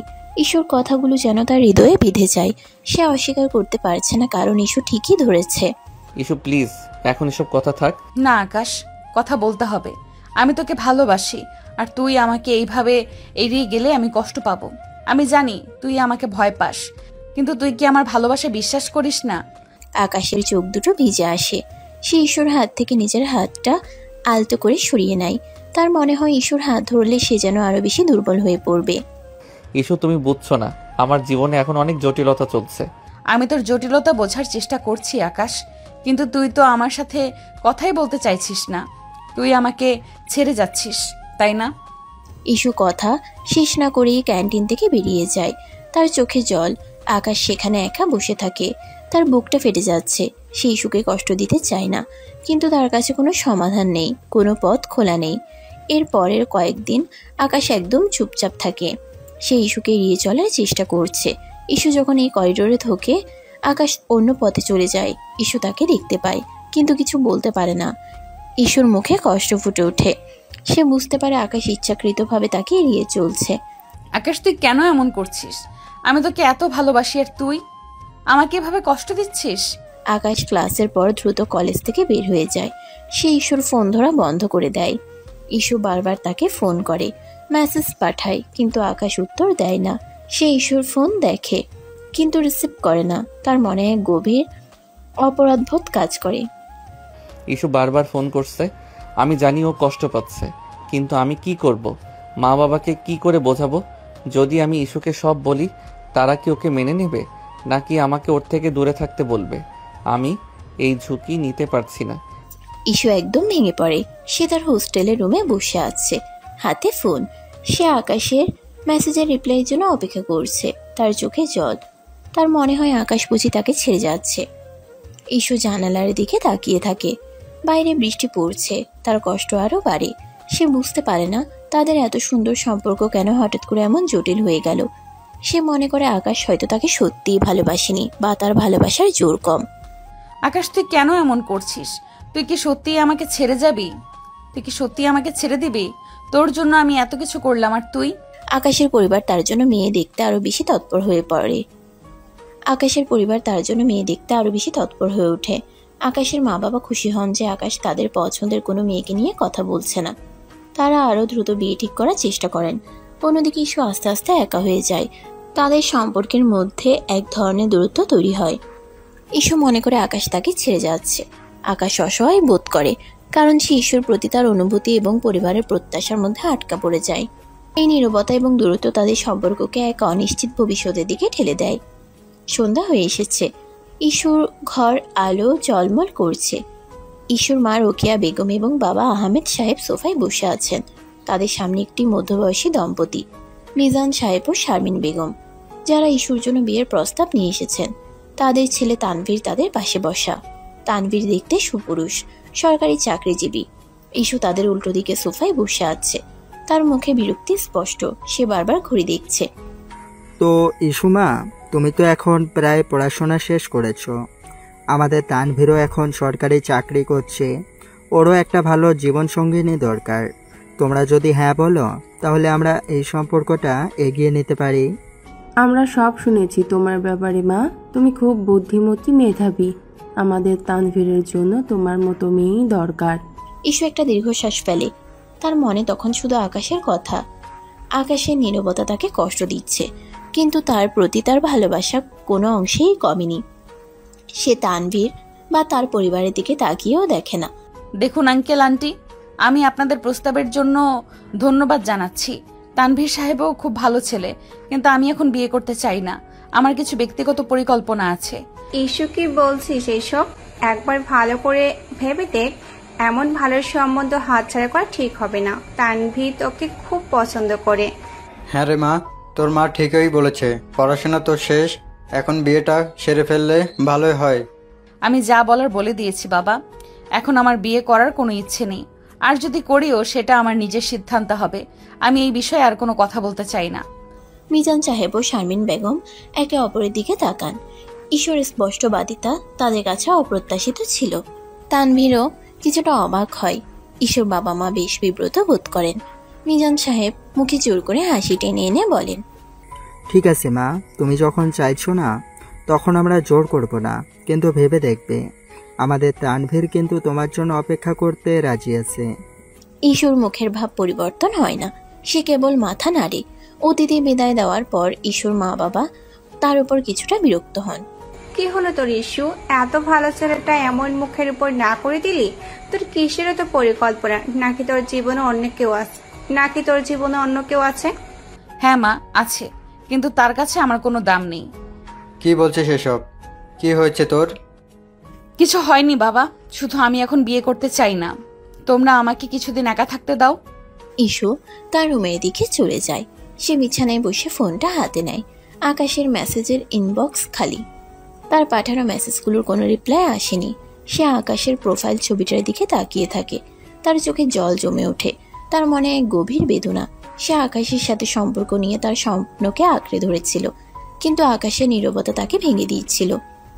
আকাশ, তুই কেন এমন করছিস? আমি তো তোর জন্য সবকিছু অস্বীকার করলাম। তুই কি আমাকে সত্যিই ভালোবাসিস না? পরদিন আকাশ কলেজে আসে। সে দ্রুত হাঁটছে, চোখে সতর্ক দৃষ্টি। আগের মতোই সে ইস্যুকে এড়িয়ে চলার চেষ্টা করছে। হঠাৎ সে দূর থেকে ইস্যুকে তার বন্ধুদের সাথে ক্যান্টিনের দিকে যেতে দেখে। ইস্যু একবার আকাশের দিকে তাকায়।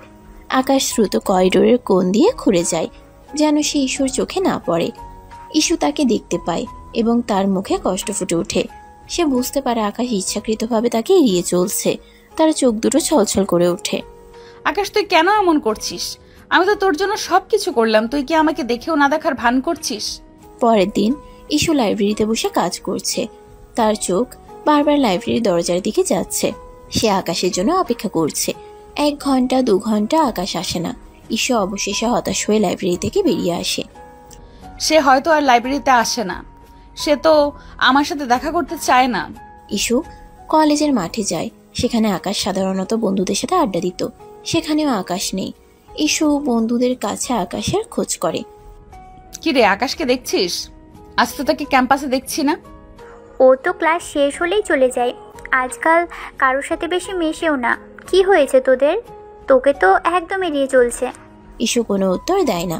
তানিশার কথাগুলো তার বুকে গিয়ে বাজে। আকাশ তার হোস্টেল রুমের ভেতরে আসে। আকাশ তার বিছানায় বসে আছে, হাতে ফোন। ইস্যুর বেশ কিছু মিসড কল আর মেসেজ তার ফোনে দেখা যাচ্ছে। সেই মেসেজগুলো পরে কিন্তু রিপ্লাই দেয় না। তার মুখে এক গভীর অপরাধ বোধ, কিন্তু সে নিজেকে অসহায় ভাবে।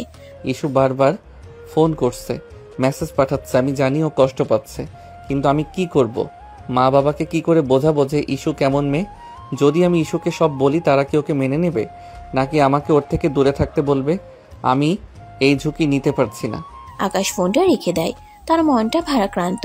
সে ইস্যুকে ভালোবাসে, কিন্তু এই মুহূর্তে তার পরিবারই তার কাছে সবচেয়ে বড় বাধা। সে ইস্যুকে এই কঠিন পরিস্থিতিতে টেনে আনতে চায় না। ইস্যু তার হোস্টেল রুমে একা বসে আছে। সে জানালার দিকে তাকিয়ে আছে। বাইরে বৃষ্টি পড়ছে। তার চোখে জল। সে আকাশের সাথে কাটানো মুহূর্তগুলোর কথা ভাবে। কিভাবে প্রজেক্টটা তারা একসাথে কাজ করেছিল, কিভাবে তাদের মধ্যে বন্ধুত্ব হয়েছিল, আর কিভাবে ইস্যু তার মনের কথা বলতে চেয়েছিল। তাদের এত সুন্দর সম্পর্ক কেন হঠাৎ করে এমন জটিল হয়ে গেল? আকাশ, তুই কেন এমন করছিস? তুই কি সত্যি আমাকে ছেড়ে দিবি? তোর জন্য আমি এত কিছু করলাম। আমার স্বপ্ন, আমার আশা সব কি মিথ্যা ছিল?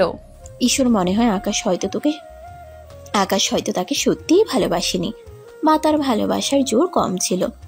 হয়তো সে কেবল একটা খেলার ছলে ইস্যুর সাথে ছিল। ইস্যু জানে না তার ভবিষ্যৎ কি। তার পরিবার তার জন্য আবার বিয়ের প্রস্তাব নিয়ে আসবে, আর সে কি আবারও প্রত্যাখ্যান করবে? আকাশের নীরবতা তাকে আরো বেশি একাকী করে তোলে। তার হৃদয়ে এক গভীর ক্ষত তৈরি হয়। তার চোখে জল, যা বৃষ্টির ফোঁটার মতো জানালার কাছ বেয়ে পড়ছে। এক বিকালে আকাশ কলেজ থেকে ফিরে সোফায় বসে ফোন দেখছে। তার মুখে বিষণ্ণতা। গত কয়েক সপ্তাহ ধরে সেই সুখে এড়িয়ে চলছে, আর এই দূরত্ব তাকে ভেতরে ভেতরে কষ্ট দিচ্ছে। তার মা ফরিদা বেগম রান্নাঘরের দিকে যাচ্ছেন, আর বাবা হাসান সাহেব খবরে কাগজ পড়ছেন। ঘরের পরিবেশ শান্ত, কিন্তু আকাশের মনে ঝড় বইছে। ইস্যু, কতদিন তোর সাথে কথা হয় না, ফোনও ধরছি না।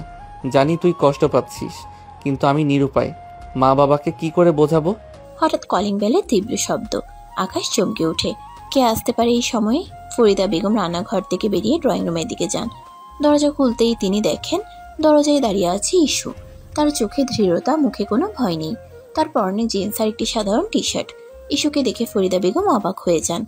তিনি ইস্যুকে এর আগে কখনো দেখেননি। কে তুমি মা? কাকে চাইছো? আমি ইস্যু, আকাশকে চাই। ও ভেতরে আছে?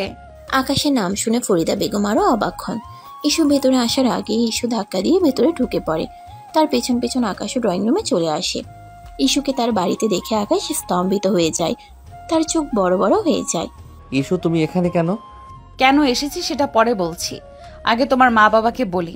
হাসান সাহেব খবরের কাগজ নামিয়ে ইস্যুর দিকে তাকান। তিনি কিছুটা বিরক্ত। ইস্যুর এমন অপ্রত্যাশিত আগমন কেউই আশা করেনি। ইস্যু ড্রয়িং রুমের মাঝখানে গিয়ে দাঁড়ায়। তার ভঙ্গিতে আত্মবিশ্বাস। ইস্যু হাসান সাহেব ও ফরিদা বেগমের দিকে তাকিয়ে দৃঢ় কণ্ঠে বলে, আঙ্কেল আন্টি, আমি ইস্যু, আকাশের কলেজ মেট। কলেজ মেট? কিন্তু তুমি হঠাৎ করে এভাবে? আর আকাশ তো বলল ওর কোনো বন্ধু নেই যে ওকে দেখতে আসে। সে হয়তো ভুল বলেছে আন্টি, আমরা তো অনেক ভালো বন্ধু। আর আমি এসেছি আকাশের সাথে কিছু জরুরি কথা বলতে। ওকে কলেজে পাচ্ছি না, ফোন ধরছে না, তাই বাড়িতেই চলে এলাম। আকাশের মা বাবা একে অপরের দিকে তাকান। তাদের চোখে বিস্ময়। তাদের ছেলে যাকে নিয়ে কোনো কথা বলেনি, সেই মেয়ে আজ সরাসরি তাদের বাড়িতে এসে হাজির। ইস্যু সরাসরি কথা বলার ধরন দেখে তারা কিছুটা অপ্রস্তুত বোধ করেন। ইস্যুর ব্যক্তিত্বে এক ধরনের তেজ আছে, যা ফরিদা বেগম প্রথম দেখাতেই অনুভব করেন। জরুরি কথা? কি এমন জরুরি কথা? আর তুমি এভাবে না জানিয়ে? আঙ্কেল, এটা আমাদের ব্যক্তিগত কথা। আপনার ছেলেকে একটু একা পেলে ভালো হতো। আকাশ তার মা বাবার মুখের দিকে তাকায়, তারপর ইস্যুর দিকে। সে জানে এই পরিস্থিতি সামাল দেওয়া তার পক্ষে সম্ভব নয়। তার পুরনো ভয়টা আবার উকি দিচ্ছে। ইস্যুর এই সরাসরি আচরণ তার পরিবার কিভাবে নেবে? আকাশ, এটা কি হচ্ছে? এই মেয়েটাকে? মা, আমি। আন্টি, আকাশ হয়তো আপনাকে সব কথা খুলে বলতে ভয় পাচ্ছে, তাই আমি এসেছি। আমি চাই ওর সাথে একা কথা বলতে। আকাশের মা বাবা একে অপরের দিকে তাকিয়ে থাকেন। ইস্যুর আত্মবিশ্বাস এবং তার মুখে দৃঢ়তা দেখে তারা তাকে আটকাতে পারেন না। ইস্যুর চোখে এক ধরনের জেদ দেখে তারা বুঝতে পারেন একে সহজে সরানো যাবে না। ঠিক আছে আকাশ, তুমি ওকে তোমার ঘরে নিয়ে যাও। কথা শেষ করে ওকে বিদায় করে দিবে। আকাশ হতবাক হয়ে মা বাবার দিকে তাকায়। সে আশা করেনি যে তারা ইস্যুকে তার ঘরে কথা বলার অনুমতি দিবেন। ইস্যু আকাশের দিকে তাকায়। তার চোখে এক ধরনের আগুন। আকাশ কোনো মতে মাথা নেড়ে ইস্যুকে তার ঘরের দিকে নিয়ে যায়। আকাশের পড়ার ঘরে আকাশ আর ইস্যু মুখোমুখি দাঁড়িয়ে আছে। ঘরের দরজা বন্ধ। আকাশ কিছুটা উত্তেজিত, আর ইস্যু শান্ত, কিন্তু তার চোখে গভীর প্রশ্ন। ইস্যু, তুমি এখানে কেন এসেছো? কি দরকার ছিল এভাবে আসার? তুমি তো জানো আমার পরিবার কতটা কনজারভেটিভ পরিবার। কেন এসেছি? তুই কেন আমাকে এড়িয়ে যাচ্ছিস সেটা জানতে এসেছি। কেন আমার ফোন ধরছিস না? কেন আমার মেসেজে রিপ্লাই করছিস না? তুই জানিস আমি কতটা কষ্ট পেয়েছি। আমি তোমাকে কষ্ট দিতে চাইনি ইস্যু, কিন্তু আমার কাছে আর কোনো উপায় ছিল না। উপায় ছিল না মানে? তুই কি আমাকে ভালোবাসিস না, নাকি তোর মনে হয় আমি তোর যোগ্য নই? আকাশ ইস্যুর দিকে তাকায়। তার চোখে জল চলে আসে। সে ইস্যুর কাছে সব কথা বলতে চায়।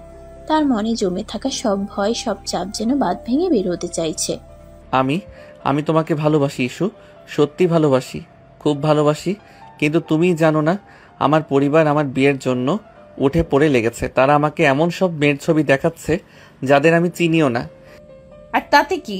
তুই আমাকে বললেই পারতিস, আমি তো তোর জীবন থেকে চলে যেতাম না। ইস্যু, তুমি বুঝছো না, আমার পরিবার তোমাকে হয়তো মেনে নেবে না। তুমি তো জানো তুমি কলেজে কতটা ডেঞ্জারাস ছিলে, তোমার সেই ইমেজটা, আর তুমি কতটা স্বাধীন চেতা একটা মেয়ে। কাউকে মানো না, কারো কথা শুনো না। আমার মা বাবা একজন শান্ত ভদ্র মেয়ে চাই, যে কেবল সংসার সামলাবে। আকাশের কণ্ঠস্বর কেঁপে ওঠে। সে তার ভয়গুলো ইস্যুর কাছে খুলে বলে, আমি তোমাকে ভয় পেতাম ইস্যু, সত্যি ভয় পেতাম। তোমার সেই র্যাগিংয়ের দিনগুলো, ক্যান্টিনের ঘটনা, আমার মনে হয়েছিল তুমি খুব খারাপ।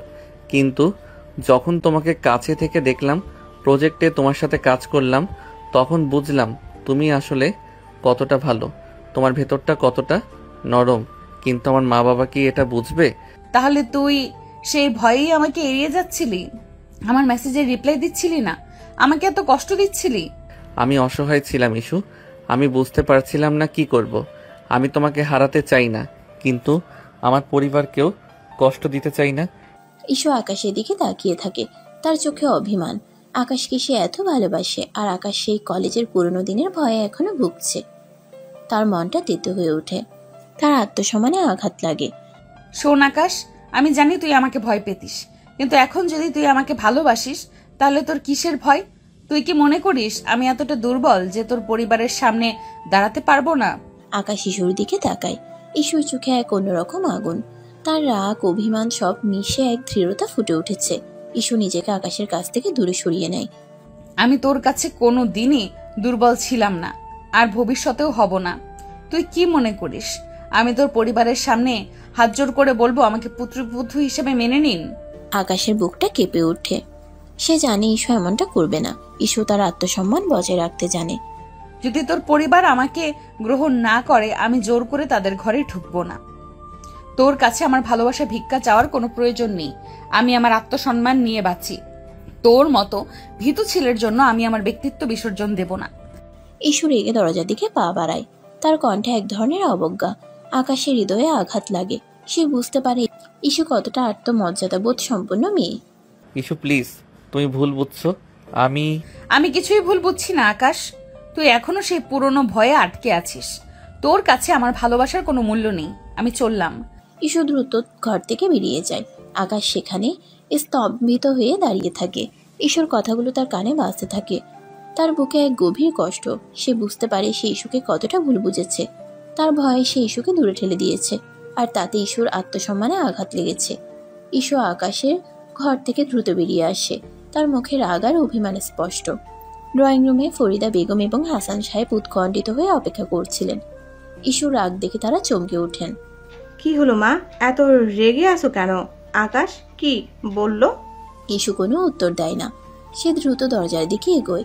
তার চোখ দিয়ে অঝরে জল পড়ছে, কিন্তু তার মুখে এক দৃঢ় প্রতিজ্ঞা। কি হয়েছে? এভাবে বেরিয়ে যাচ্ছ কেন? কথা শেষ হয়নি? আঙ্কেল, আপনার ছেলেকে জিজ্ঞেস করুন। ও খুব ভালো করেই জানে কি হয়েছে। আপনার ছেলে একজন কাপুরুষ। আকাশের মা বাবা স্তম্ভিত হয়ে যান। তাদের সামনে তাদের ছেলেকে একজন অচেনা মেয়ে কাপুরুষ বলেছে। তাদের চোখে বিস্ময় আর অপমান। আকাশ দ্রুত ইস্যুর কাছে আসে। ইস্যু প্লিজ, এমন করো না। আমার হাত ধরবি না। তোর মতো ভীরু লোকের সাথে আমার কোনো সম্পর্ক নেই। ইস্যু দ্রুত বাসা থেকে বেরিয়ে যায়।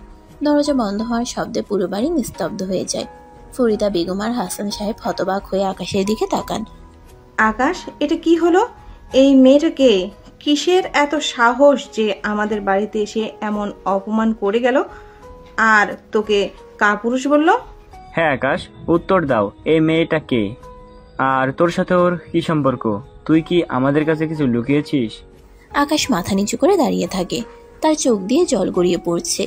সে তার মা বাবাকে কি বলবে বুঝতে পারছে না। ইস্যুর অপমান তার হৃদয়ে বিঁধেছে। সে জানে ইস্যু ঠিকই বলেছে। সে সত্যি একজন কাপুরুষের মতো আচরণ করেছে। ও ইস্যু আমার কলেজের বন্ধু। আর বন্ধু এভাবে বাড়িতে আসে আর তোর সাথে এমন করে কথা বললে? আমরা তো তোর জন্য মেয়ে দেখছি, আর তুই এইসব কি করছিস? তোর কি আমাদের মান সম্মানের ভয় নেই? কিসের সম্পর্ক তোমাদের? ওই মেয়েটা তোকে কাপুরুষ বলল? তোর মতো একটা ছেলে এমন ব্যবহার? আকাশ তখনও নীরব। তার মুখে হতাশা, চোখে অসহায়ত্ব। সে ইস্যুকে হারানো আর পরিবারের ছাপের মাঝে আটকা পড়ে গেছে। ইস্যুর সেই আত্মমর্যাদাপূর্ণ কথাগুলো তার কানে বারবার বাজতে থাকে। আমি তোর কাছে কোনোদিনই দুর্বল ছিলাম না, আর ভবিষ্যতেও থাকবো না। ইস্যু এই কথার মাধ্যমে নিজের আত্মসম্মান বজায় রাখে। আকাশের পরিবার ইস্যুর ব্যক্তিত্ব এবং তার সরাসরি কথা বলার ধরন দেখে অবাক হয়। তাদের মনে ইস্যু সম্পর্কে একটি ধারণা তৈরি হয়, যদিও তা প্রথমে নেতিবাচকই ছিল। ইস্যু, তুমি চলে গেলে কিন্তু আমি কি করব? আমি জানি আমি তোমাকে হারানোর ভয়ে সব নষ্ট করে দিয়েছি। আকাশ তার মা বাবার সামনে দাঁড়িয়ে থাকে। তার মনটা ভেঙে চুরমার হয়ে গেছে। সে ভয় পায় তার ঘরে ঈশ্বর অপ্রত্যাশিত আগমন এবং যেভাবে সে কথা বলেছে সেই কথাগুলো তার পরিবারের মন উল্টো বিষিয়ে দিয়েছে। ফরিদা বেগম এবং হাসান সাহেব একে অপরের দিকে তাকান। প্রথমে রেগে গেলেও আকাশের অসহায় চেহারা দেখে তাদের চোখে তখন আর রাগ নেই, বরং এক ধরনের গভীর চিন্তা দেখা যায়। ঈশ্বর ব্যক্তিত্ব তাদের মনে গভীর প্রভাব ফেলেছিল। তারা বুঝতে পারেন তাদের ছেলে পছন্দের মেয়ে সাধারণ নয়, বরং অসাধারণ দৃঢ়তার অধিকারী। ঈশ্বর আত্মবিশ্বাস তাদের মনে দাগ কাটে। তারা জানতে পারে তাদের ছেলে যে মেয়েকে ভালোবাসে সে বাইরের দিক থেকে যতই ডেঞ্জারাস হোক না কেন, তার ভেতরে রয়েছে এক স্বচ্ছ আত্মমর্যাদা বোধ সম্পন্ন মন। তারা বুঝতে পারে তাদের ছেলের জন্য হয়তো এমন একজন শক্তিশালী নারীই দরকার, যে কেবল সংসারই সামলাবে না, বরং তার জীবনটাও গুছিয়ে দেবে। আকাশ ভেতরে চলে যায়। আমি যা ভাবছি তুমিও কি তাই ভাবছো আকাশের বাবা? আমি প্রথমত বিরক্ত হয়েছি, কিন্তু এক পলকে মনে হলো এই মেয়েটা আগুন, পুরাই আগুন। আকাশের মতো একটা বোকা ছেলের জন্য ওর মতো আগুন মেয়েই দরকার। দেখো না কি কাপুরুষ, আমাদের ভয়ে নিজের ভালোবাসাটাও স্বীকার করছে না। ঠিক বলছো, আমার সিদ্ধান্ত ফাইনাল, ওই মেয়ে আমার ছেলের বউ হবে। তাহলে তখন রাগলে যে? আরে হুটহাট এমন দেখে রাগ তো স্বাভাবিক। যাক, আমাদের সব ব্যবস্থা করা উচিত। আকাশের বসার ঘর। আকাশ সোফায় বসে আছে। তার মন খারাপ। গত এক সপ্তাহ ধরে সে ইস্যুর সাথে কোনো যোগাযোগ করেনি। তার মা ফরিদা বেগম এবং বাবা হাসান সাহেব তার মুখোমুখি বসে আছেন। তাদের মুখে আর সেই রাগ বা বিরক্তি নেই, বরং এক ধরনের গভীর চিন্তা। তারা ঈশ্বর কথাগুলো নিয়ে বারবার আলোচনা করেছেন। ঈশ্বর ব্যক্তিত্ব আর আত্মসম্মান বোধ তাদের এতটাই মুগ্ধ করেছে। আকাশ, আমরা ওই দিনের ঘটনা নিয়ে অনেক ভেবেছি। মেয়েটা ওই ইস্যু সত্যি বলতে কি ওর সাহস আছে। আমাদের সামনে দাঁড়িয়ে এমন করে কথা বলার সাহস আর কারণে। হ্যাঁ, মেয়েটা যেমন সাহসী তেমনই স্পষ্টবাদী আর আত্মসম্মান বোধ আছে। সে আসলেই তোকে ভালোবাসে। তোকে কাপুরুষ বলল ও, কিন্তু ওর কথার মধ্যে সত্যতা ছিল। তুই যে ওকে ভয় পেয়ে সব লুকিয়ে রেখেছিলি সেটা তো ঠিকই নয়। আমি জানি বাবা, আমি ভুল করেছিলাম। আমি ইস্যুকে কষ্ট দিয়েছি, কিন্তু আমি তো তোমাদের ভয়ে। আমরা বুঝতে পারছি বাবা, আমরাও হয়তো একটু বেশি চাপ দিচ্ছিলাম, কিন্তু তুই আমাদের কাছে খুলে বলিসনি কেন? তোর পছন্দের কথা বলিসনি কেন? আমি জানতাম না তোমরা কিভাবে নেবে। ইস্যু তো কলেজের সবার কাছে ডেঞ্জারাস সিনিয়র মেয়ে হিসেবে পরিচিত।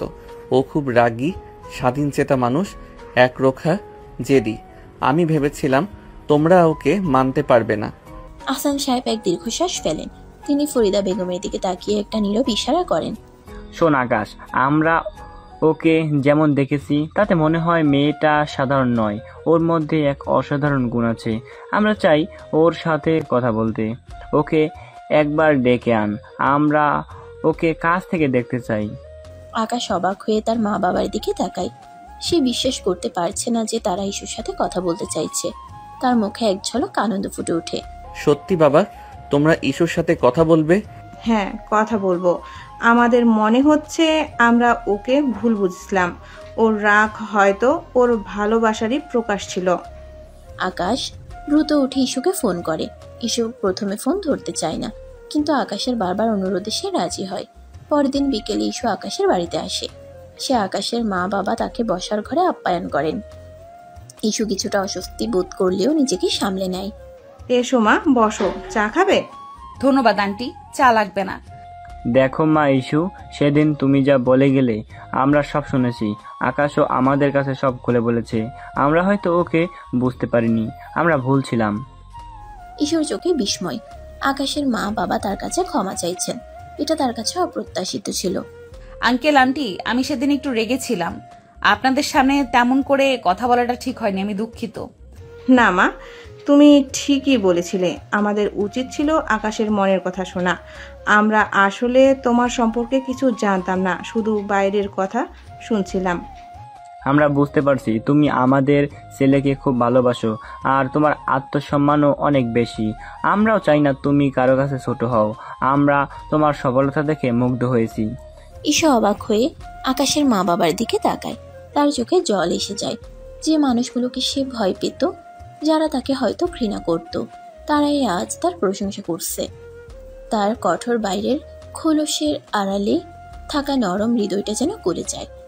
আঙ্কেল আন্টি, আমি শুধু আকাশের সুখ চাই, ও যেন ভালো থাকে, সেটাই আমার একমাত্র চাওয়া। আমি জানি আমি হয়তো আপনাদের মনের মতো বউ নই, একরোখা জেদি। আর আমাদের সেটাই দরকার মা, আমরা বুঝতে পেরেছি।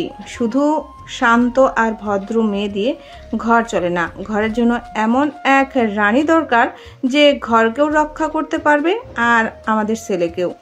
তোমার বাইরের রূপটা কঠোর হলেও আমরা বুঝতে পারছি তোমার ভেতরটা কতটা নরম। হ্যাঁ মা, আমরা তোমাকে পুত্রবধূ হিসেবে মেনে নিলাম। তুমি আমাদের আকাশের জন্য সঠিক মেয়ে। ঈশুর চোখে জল আর হাসি একসাথে ফুটে ওঠে। সে আকাশের দিকে তাকায়, আকাশও হাসছে, তার চোখে স্বস্তি আর আনন্দ। ঈশু উঠে গিয়ে ফরিদা বেগমের পা ছুঁয়ে সালাম করে। ফরিদা বেগম তাকে জড়িয়ে ধরেন। এই মুহূর্তে তাদের সব ভুল বোঝাবুঝি দূর হয়ে যায়। ঈশু তাদের ভালোবাসা দেখে অভিভূত হয়। 1 মাস পর তারা দুজনে কলেজে। তাদের সম্পর্ক এখন সবার কাছেই জানা। কলেজের ছাত্রছাত্রীরা তাদের দিকে তাকিয়ে হাসছে, কেউ কেউ অভিনন্দন জানাচ্ছে।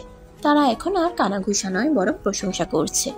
দেখ দেখ, ডেঞ্জারাস সিনিয়র মেয়ে এখন আকাশের বউ হবে, বিশ্বাস হয় না। আরে বাবা, ভালোবাসা সবকিছু বদলে দেয়। ঈশু আপু এখন অনেক নরম হয়ে গেছে। ঈশু আকাশের দিকে তাকায়, মুচকি হাসে। কিরে, সবাই এমন করে দেখছে কেন? আমি কি বদলে গেছি নাকি? না, তুমি বদলাওনি। তুমি শুধু তোষার ভিতরের আসল রূপটা সবার সামনে এনেছো, আর ওরা তোমাকে নতুনভাবে চিনছে।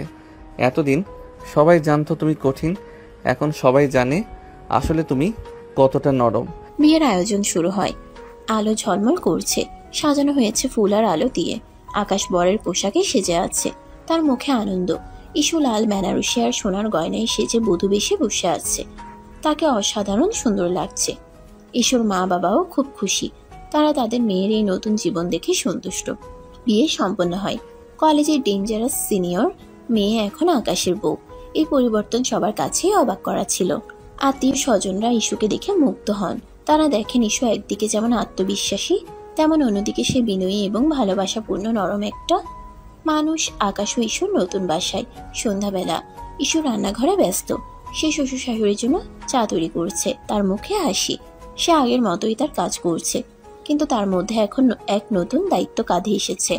দেখ আকাশ, মেয়েটা কত লক্ষ্মী, আমি তো ভাবতেই পারিনি। আমি যখন ছোট ছিলাম তখন আমিও ঠিক এমন ছিলাম, কিন্তু সময়ের সাথে সাথে আমি বদলে গিয়েছি। ঈশু তার নিজের মতো করে সব মানিয়ে নিচ্ছে। হ্যাঁ, ওর মতো মেয়েকে পাওয়া সত্যি ভাগ্যের ব্যাপার। ও এদিকে যেমন তার আত্মবিশ্বাস বজায় রেখেছে, তেমনই আমাদের পরিবারের সাথেও নিজেকে মানিয়ে নিচ্ছে। ওর এই গুণটাই ওকে অন্যদের থেকে আলাদা করেছে। ঈশু চা নিয়ে তাদের কাছে আসে। তার চোখে এক নতুন স্বপ্ন, নতুন জীবনের প্রতিচ্ছবি। সে নিজের জীবনকে নতুনভাবে সাজিয়ে তোলে।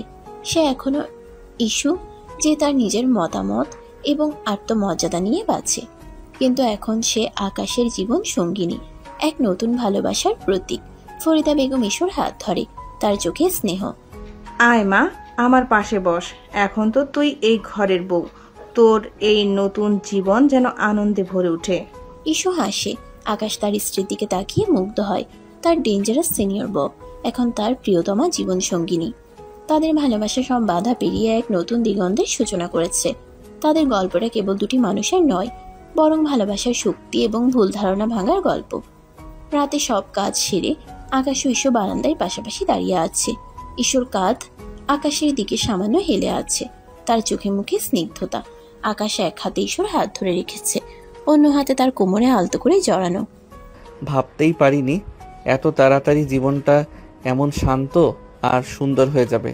ঈশু, একটা সময় ছিল যখন তোমার নাম শুনলেই লোকে বলতো ওই ডেঞ্জারাস মেয়েটা, আর এখন এখন কি বলে আকাশ? এখন বলে আকাশের ভাগ্যটা কি ভালো, এমন একজন জীবন সঙ্গিনী পেয়েছে যে সব সামলে রাখে আর ভালোবাসায় ভরিয়ে রাখে।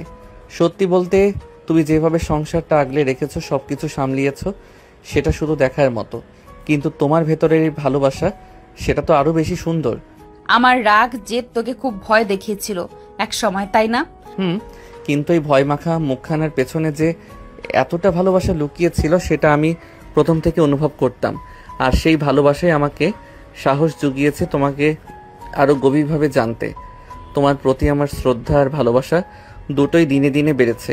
ইস্যু, তুমি শুধু আমার স্ত্রী নও, আমার সবচেয়ে ভালো বন্ধু, আমার শক্তি। একসময় আমিও ভেবেছিলাম আমার এই পরিচিতি হয়তো কোনো দিন খুঁজবে না, লোকে শুধু আমার কঠোর দিকটাই দেখবে। কিন্তু তুই আমাকে শিখিয়েছিস ভালোবাসা দিয়ে সব বাধা পেরোনো যায়।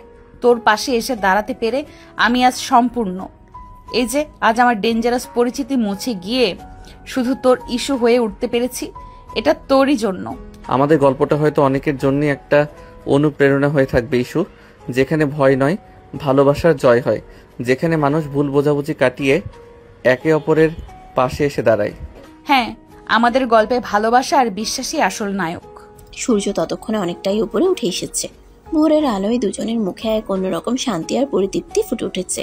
তারা একে অপরের দিকে তাকিয়ে হাসে, তাদের চোখে অপার ভালোবাসা।